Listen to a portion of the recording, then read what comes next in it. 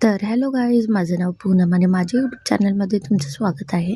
तर आज काहीतरी बाहेरचं खाऊ वाटत होतं, तर काय खायचं म्हणून फ्रेंच फ्राईज बनवायला घेतले. चला घरातच बनवूया आणि मी तुम्हाला सुद्धा दाखवते की तुम्ही सुद्धा घरात कसे बनवून खाऊ शकता फ्रेंच फ्राईज. तर इथे आपण बटाट्याचे उभे उभे काप कापून घेतलेत आणि इथे कढईमध्ये पाणी घेतलं आहे आणि त्याच्यामध्ये मीठ हळद टाकून हे आपले चांगले काप शिजवून घ्यायचे 80%. आणि हे शिजलेले आहेत काप आपण एक वेगळे काढून घेऊया प्लेटमध्ये. आणि ह्याच्यामध्ये आपण काही मैदा वगैरे टाकून घ्यायचं नाही, कारण हे आपण लहान मुलांना सुद्धा देणार आहोत. आणि माझ्या घरात तर तुम्हाला माहिती आहे लहान मुलगी आहे, तर तिच्यासाठीच मी बनवते हे सर्व. तर इथे आपण थोडे थोडे करून फ्राय करून घेऊया. हे बघा, हिचं चाललं आहे की कधी होईल माऊ, कधी होईल माऊ.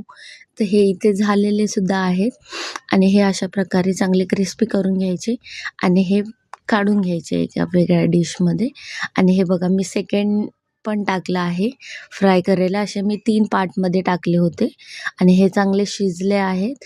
आणि चला तिला